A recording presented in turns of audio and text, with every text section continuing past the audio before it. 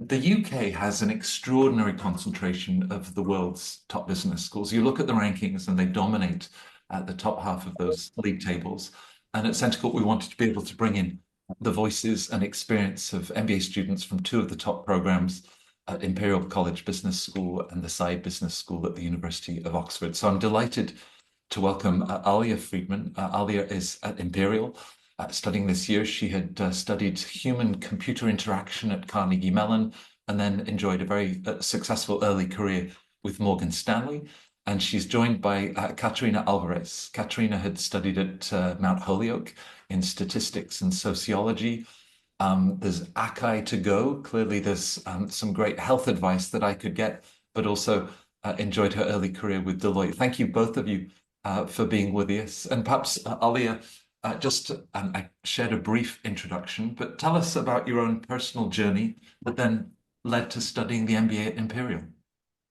Thank you so much, Matt. So as you touched on, I went to Carnegie Mellon, and in addition to studying human-computer interaction, I also studied computer science. It was my minor. Afterwards, I did an internship at Morgan Stanley, and then I received a full-time offer. So after graduation, I went and joined them. To begin with, I was working more in the mortgage department as a little bit as a data engineer, and then afterwards, I switched into the risk supporting the risk platforms, and I did that for a little bit.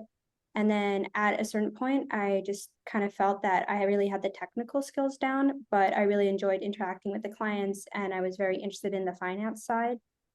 So I began to think about business school, and I'm happy to go into why Imperial, but I guess that's a little bit of an overview of how I came to decide that business school was something I wanted to do.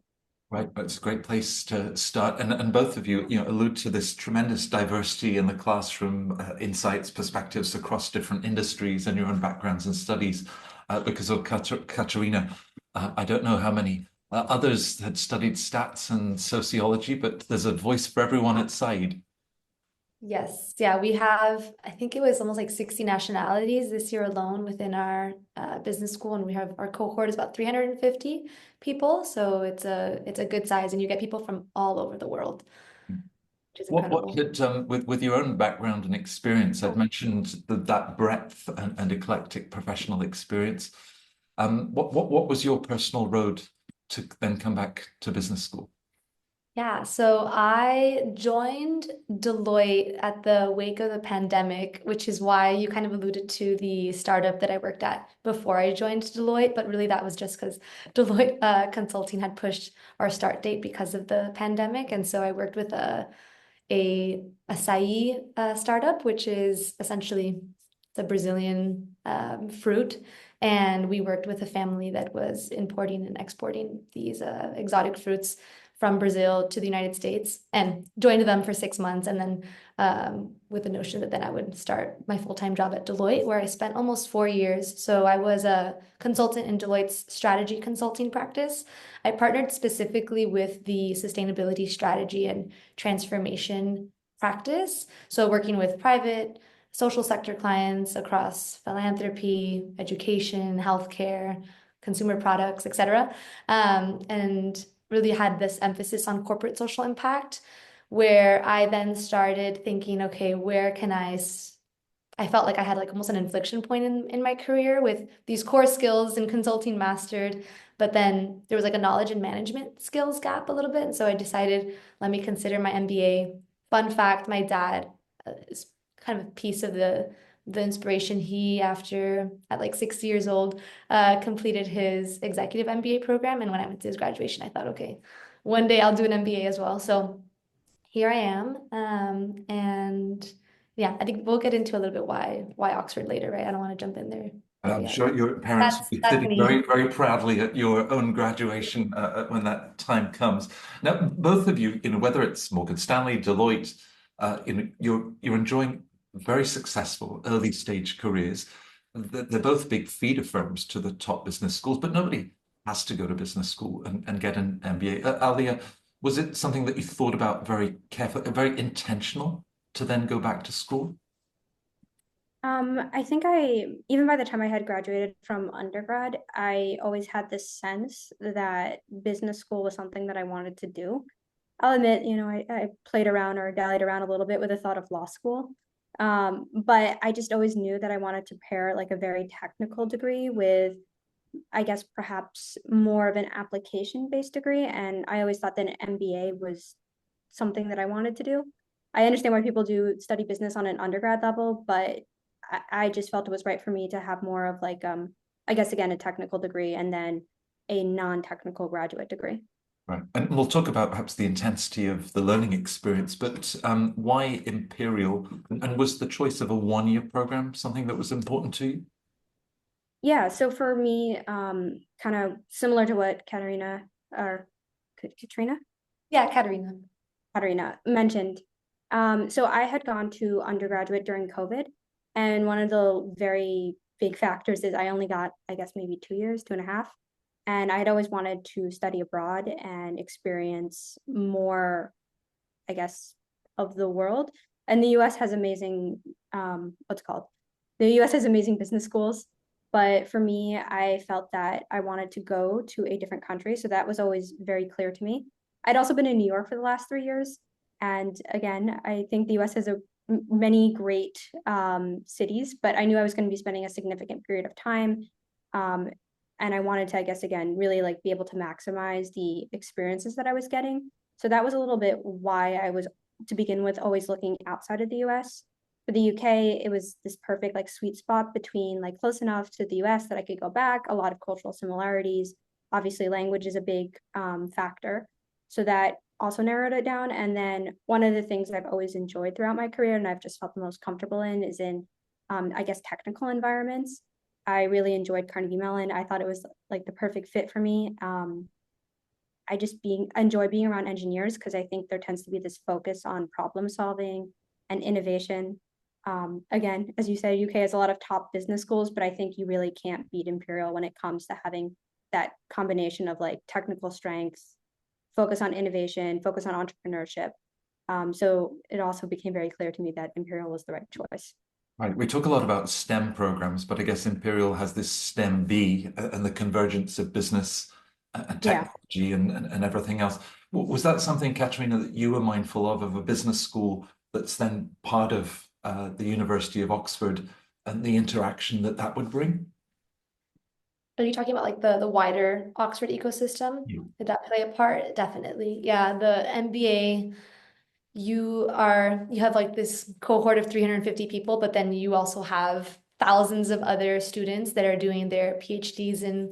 I have a friend that's doing a PhD in climate policy. I have a friend that's doing a master's in economics, right? So you have the ecosystem is really like what you at the end of the day come here for, which is also really nice because you're in an MBA program with people. I think also our MBA program draws from sectors, not just in consulting or in finance. We get a lot of people that have done a lot of experience working with nonprofits because of our focus on social impact and sustainability. We get a lot of people that have done a lot of like purpose-driven work that come to the MBA, which is also very interesting. And also a lot of entrepreneurs, so people that are either starting their own businesses or will be leading their family businesses moving forward. And so even within the MBA, there's quite a bit of diversity. And then again, definitely the Oxford ecosystem there's so much to do at Oxford. It's overwhelming the amount of events, clubs you can take part in, even just sports. So it's incredible. Yeah, it's a great community to be part of. Now, For Alia sure. had talked about, she'd been working in New York, and so the appeal of London, another extraordinary hub. The UK, perhaps you didn't come here for the weather, but what has made the UK a great place to get your MBA? I can start. So I grew up in Miami, Florida, in the US. So sunshine, warm weather, beach all day long. But I decided I really wanted to do a 1 year program. I was very intentional about selecting a 1 year MBA program. And so that was one that kind of limited me to Europe in general. And then in the back of my head, I've always had this I don't know, this kind of like idea or like a vision of what it would be like to study at a place like Oxford, right? It's the oldest one of the oldest universities in the world, and it's the top research institute. So, and it's the brand name is just also so strong that anywhere you go in the world, people will know, right, about Oxford. So I decided, okay, I'm going to focus on my application to Oxford specifically, and then yeah, and I guess, and your question was leading, what was your question again specifically? For I for think the about UK and the appeal. the UK, exactly. Yeah. So that kind of within the 1 year program, and then I had this background with, yes, I was a strategy consultant, but I had this emphasis on sustainability. And then I was looking at programs that would allow me to take electives outside of the core curriculum that focused on that, um, to then kind of like harness more of those knowledge gaps that I was kind of talking about before. Specifically for me was like corporate social impact. So I had a very specific focus, and Oxford was going to be able to provide that. So it was a really easy choice, to be honest. Why I chose Oxford, and then it just happened to be that then, right, I got to be in the UK. And I do think that schools in Europe in general are, I think you got a little bit more diversity than you would in an MBA. Not to knock on the MBA programs in the US, because they're also they're very prestigious, but I think that diversity in the cohort is unique to schools in Europe, and then of course in the UK. Well, on that theme of diversity, Alia, expectations that you might have, but you then actually meet your MBA classmates. Perhaps you're learning as much from them as you are from the expert professor at the front of the room. What have been your impressions of the group and the collective experience that they bring? Yeah, I just want to say I completely agree with what Katrina is saying about like there just being a very wide swath of people. And in addition to, again, like in the US, it's so big that in some sense that unless you're in like a very large city, kind of a little bit of the city that you're in colors the surrounding MBA very much so. But within the UK, because again, it's so close to Europe and the UK is so well interconnected, you're not just getting like for the one school, you're not just getting like for the price of one school, you're getting access to like all of the UK, all of Europe, all the people within there that you'll have that conversation with. Going back to again, why Imperial, I think because it has that technical strong suit. And so I'm getting to speak to people who I think are going to be the future leaders of their own industries in their own home countries, who've had very different life experiences than me, very different perspectives. And so that is something that I've really appreciated about my cohort. There's just an additional level of seriousness and responsibility that they take when they approach their studies, which inspires me. I'm not going to lie, I think I showed up expecting a little bit more to have a little bit more fun than I think it's going, but just being in that environment of people who take it so seriously and appreciate the opportunity so deeply, I think has really transformed me in a better way. And I think allowed me to get more out of the experience than maybe if I had been, if I didn't have students like that who are my classmates. Right. Yeah, Well, I would Alia, agree. yeah, Oh, please, yeah, I was going to say Katrina. one thing that definitely for those considering a 1 year MBA program, you are basically doing a 2 year curriculum in 12 months. And so that's something to consider, like buckle up and get ready because it's gonna be quick. You're gonna have assessments every few weeks, right? So there is definitely that kind of that like level of, okay, let's understand that we have 12 months to kind of gather up our business acumen. I never took a business finance course in my life or accounting, right? And so all those things I have to really, you're gonna learn them very quickly, and you're gonna kind of, it's gonna be a heads down. Well, uh, with your pre-MBA careers in Big Four or Big Bang, mhm. I'm sure that you both worked long hours. I mean, Katerina, in terms of the intensity of the course load, also the ability to then personalize, that there's a core curriculum, but lots of opportunities to then personalize your focus. Yes, we have 8 core subjects at Oxford that we have to take. And that's happens between the first term and then like half of the second term, which is what we're currently in.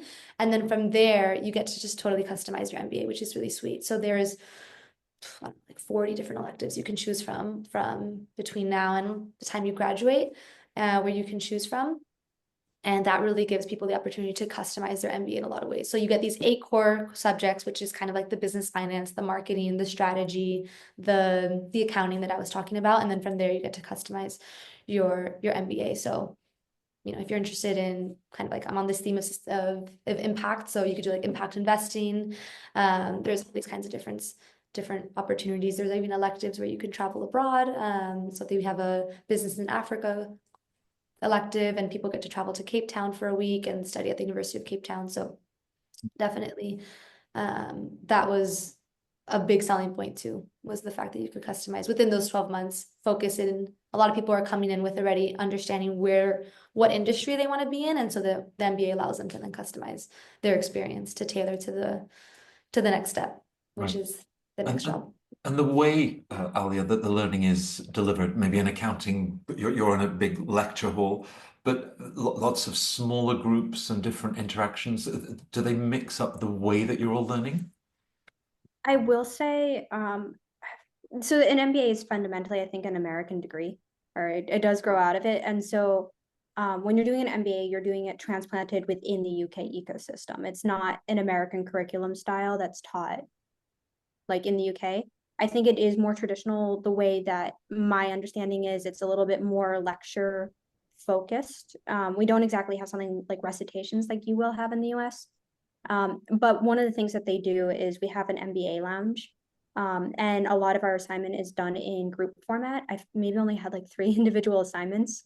And I think that is a little bit of their approach of how you get that small group experience. So while the lectures are, I guess, a little bit, I mean, again, to Katerina's point, like we're only 80 people compared to 300. So it is smaller, and not everyone's always going to be in the same class. Probably you have around 20 to 35 people in a course. But you will get that very much like hands-on work together with your classmates experience within the group work or the assignments. Yeah. Then beyond the classroom, Alia, lots of opportunities for company visits or company presentations, everything that's in the classroom. But tell us a little bit about clubs and opportunities for continued growth and learning outside of the classroom. So going back to what I said about you're really experiencing like a different school system. So in the US, I think college clubs are like, they're nice, they're fun. But in the UK, there's just a level of professionalism that has blown me away in seriousness.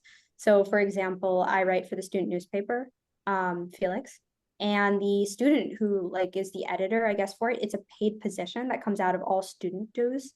And the level of just like, I wish I had it with me. Like if you just saw the newspaper and the online platform and the digital version, you would like, I don't know how they all do it. They're like, I was not that organized at 19. So I think that's the thing that really stands out to me, that if you're going to do an MBA in the UK, which I highly recommend, the student clubs are not, I don't think, are optional. They really, to get the whole experience, you need to be joining them. And just the amount of skills that you learn from just being a part of them is crazy to me. I see you nodding, Katerina, also the Skull Center, but so many different opportunities. Presumably you have to learn to prioritize. Yes. Also, I think the hard lesson there is, quality over quantity, because you want to do so many things, but how many things do you want to do deeply? So, there's people, we have as an example, our next elective that I signed up for was an entrepreneurship project. And so you have a lot of people that are working together to even start their own businesses while they're in business school right now, and using that elective, which follows by like 2 or 3 series, building their company. And oh, it's my phone. And anyways, but yeah, I think definitely in terms of, I'll answer the first question of the first piece that we were talking about, which is how the program groups people. So with 350 people, we have 5 different sections. And so we're all kind of rotating the same core subjects in the beginning, and we're all rotating between different classes at different times. And so at any given moment, you probably have around 40 to 50 people in a lecture hall. And it's lecture slash, it's a lot of discussion as well. And so the professors are encouraged discussion. And we have individual assessments, but we also have group projects. I think one of my favorite projects we did was a consulting project for Formula E. And that was, we worked together and got to kind of help them strategically think about where their next race should be right in the future. So that was, and with the focus on the continent of Africa, and we had executives from Formula E come to school and we had to present to them. So that was a really nice, that was a great group project where we really had to work together, and it was we were applying it to a real world situation. And then the second piece around clubs is, gosh, I don't even know where to start. Yeah, I think like I'll just give you an example of sports because I'm very active in our sports community. So we have, you have like the varsity team, but then you also have Oxford, and so does Cambridge. I don't know about Imperial, but Oxford and Cambridge are notorious for having a college system, and so all students are tied to a specific college. And so there's like 37 or 38 colleges at Oxford that a student will be tied to. Think like Harry Potter, Hogwarts, like your house. And those colleges will also have their whole sports clubs and their own set of clubs beyond just sports, right? You could join, I don't know, the book club, the wine tasting club, you could physics club, like there's all the clubs within these colleges. And then you have the business school as a separate entity with more clubs. So it's an entire web and ecosystem that just keeps growing and growing. And it's kind of like opportunities are endless. It's a lot. You definitely have to pick and choose Yeah. where you spend your time and how at Oxford. Yeah, I mean, you're packing so much into the 1 year. With the 1 year format, Alia, was the sense of, I need to know where I'm headed after the MBA before I even begin, or is there the opportunity to explore and look at different industries and roles? Yeah, so I think Imperial has a very realistic perspective on this. So I know they'll very much want students to be coming in with a direction to where they're heading. And I think within the application system, in the application cycle, you should at least be able to articulate that.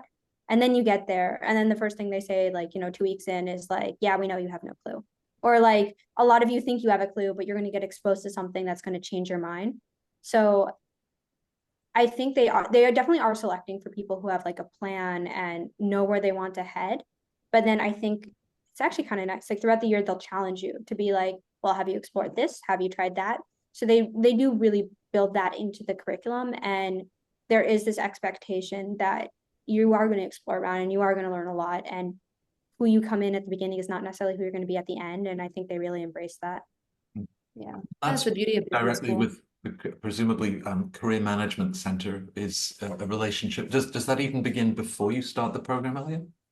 Yes. But I know I speak to my like fellow students and they tell me, for the ones who like knew very early on that they were going to go to Imperial, they had this like 6 month, like here are the resources began beforehand. They were like, they set them up with alumni. They were speaking to different people in different career industries. They were doing these, I think they had some like online material that you could brush up on to get this sense. This idea of being challenged, Katerina, in terms of, well, you've had these experiences, but take a look at this. Is that also something that you've experienced? Yes, so I guess the way I applied, so I was kind of like the opposite. I applied very early on to Oxford, but stayed working at Deloitte until similarly, like the very tail end. I think I had maybe three or 4 weeks before a break before then starting business school. And we did have an online summer classes essentially. They were optional, but they were tailored because of this 12-month program is so intensive. They kind of had our 8 core subjects were offered online. And so that was kind of from an academic standpoint, preemptive, take these, online courses. This will kind of help gear you up and get you ready for the start of the semester. And then from the career center standpoint, you come into the 12-month MBA, and if you're looking to work in consulting or in the finance sector, you're going to have to apply to jobs almost immediately as soon as you start the MBA, just because it's kind of like a year from the application. But the rest of people that are looking at other jobs, you do have more time. And then of course, if you want to do an internship, you can do that as well. I think for me, I come from consulting.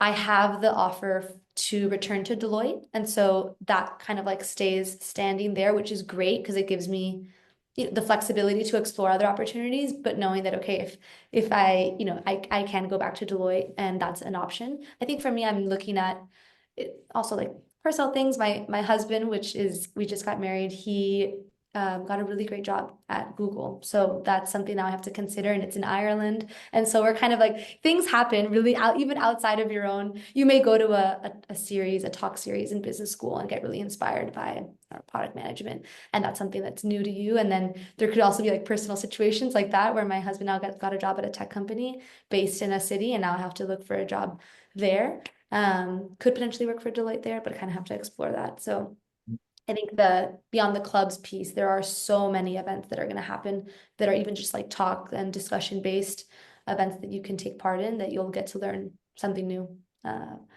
So Well, yeah. I guess from Oxford and Heathrow, it's a shorter flight to Dublin than it would be Yeah, he goes from Miami Birmingham to to work at. yeah. Often when we look at business schools, and both of your schools are, top ranked among the best in the world, and rankings will understandably look at, post-MBA salaries and career advancement. But I wonder if they sometimes miss some of the more intangible aspects. I mean, Alia, have you had the sense of perhaps something that you've learned about yourself, whether it's self-confidence or working on this, digital publishing project, it's sort of wow, I never knew that, a real aha moment? I think where Imperial really excels is that it really gets you like choose your own adventure. And when I look back on my undergraduate, I feel like I took very challenging degrees, and all I remember just focusing on was like passing this course. And because of that, I don't think I fully was able to take advantage of everything. But I think one of the beauties of the MBA is that, again, you're older, so you have some work experience, and you just get to like throw yourself back into it and try like every crazy thing you've ever thought. Or like when you're in a work experience, like it's hard to make the argument that like, put me on to newspaper publishing, or if that's not who you are, or like, let me run the student fund, or you're just not going to happen. But in school, like if you can kind of dream of it and you can pitch yourself, and you can click join on the club, like you can go and try out every single crazy thing you can. And I understand why the way that things are, but sometimes I think college is wasted on the young, or at least the 18 to 21 crowd, because like I don't think they're fully able to appreciate how many crazy opportunities they have to try new things and explore different things until you've had that work experience and then been able to come back to it and be like, this is the coolest thing in the world. Mm. Like I'm having the best time ever. Mm. Yeah, I think So the average. the MBA is an interesting inflection point, I guess, in our lives, and we get back to that sense of being very intentional. Something that you've learned about yourself, Katerina, or even things like self-confidence. We don't know how best to measure it, but it's something, that really has a positive impact.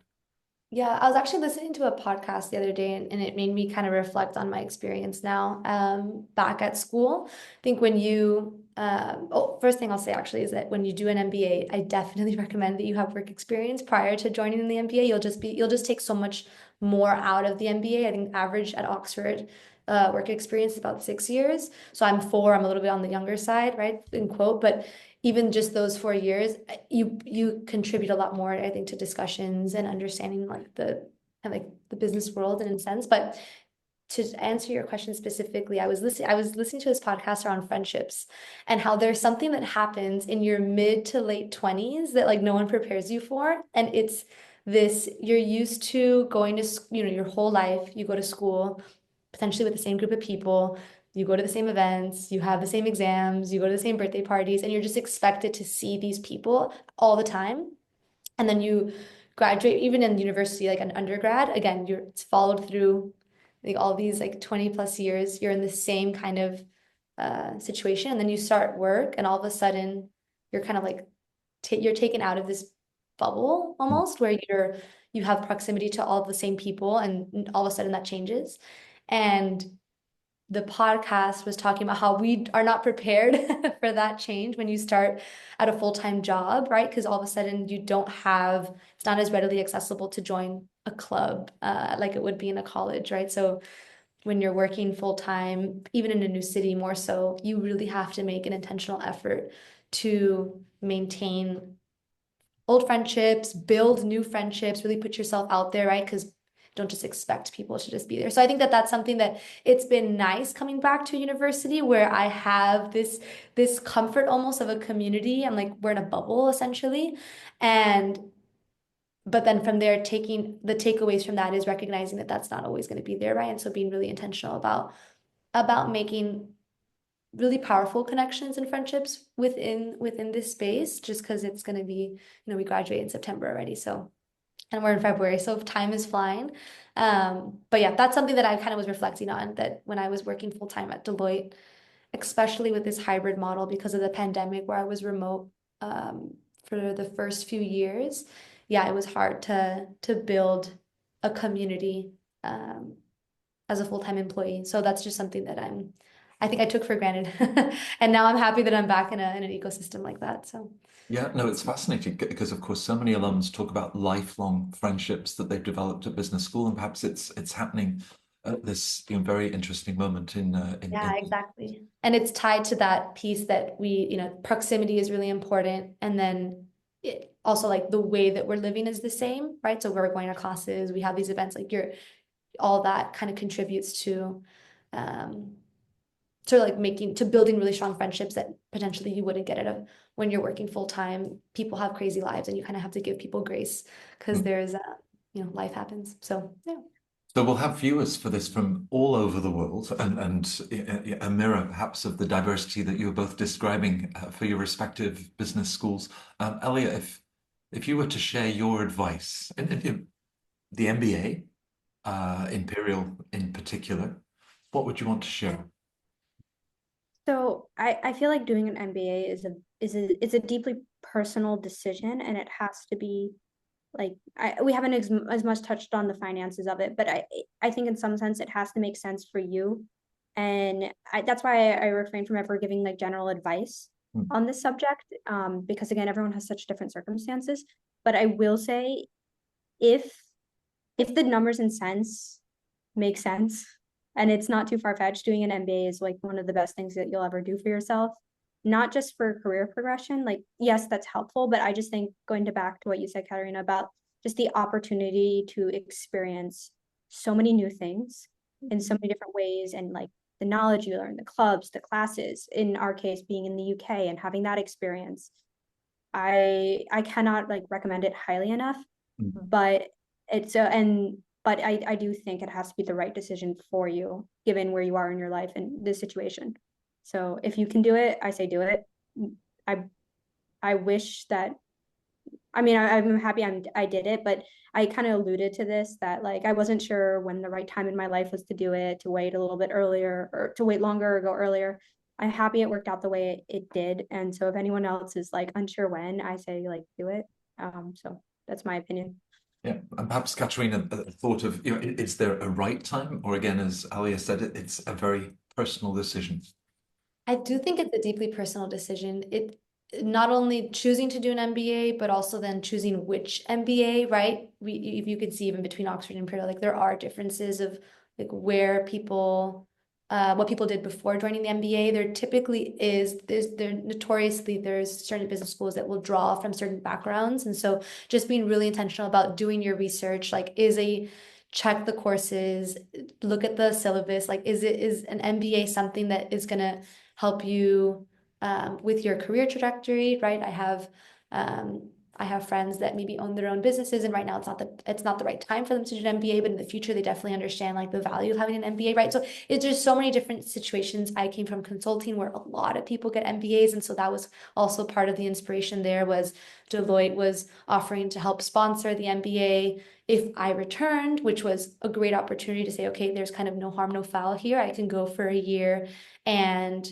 yes, I will apply to other jobs, but I also have the opportunity to go back to Deloitte, and then they would cover the MBA, right? So thinking also from a financial standpoint, as Alia kind of alluded to, is where are you and something that you can prepare for, right? Like financially, it is a big investment. I'd say that Europe is more affordable than the United States, so that's something to kind of to consider as well. A 1-year MBA versus in Europe versus a 2-year MBA in the US, it is less expensive. It's still expensive, and I think this at Oxford, at least, our Masters of Business, aka the MBA, is by far the most expensive program that Oxford offers. So that's something there's a financial piece, there's a personal decision of, where are you in your career? And I would always say don't rush the MBA. Like the MBA won't go anywhere. And I think that there's no right or wrong time to do an MBA. You could work for 20 years, 30 years like my dad did and do an executive MBA in the future. And so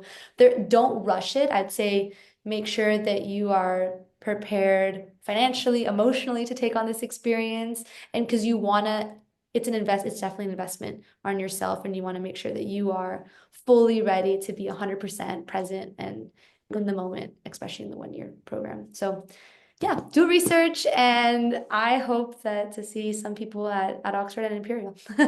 Well, both of you have spoken to such a personal decision, and our hope at Centre Court is to be able to then capture those personal experiences. And I think both of you have spoken with very articulate and insightful about what the experience will be, but how that fits in with every personal choice. I couldn't hope for more for Centre Court events. That's what we aspire to capture, and both of you have shared that with great generosity. So, Alia, Katerina, thank you for being with us for this session.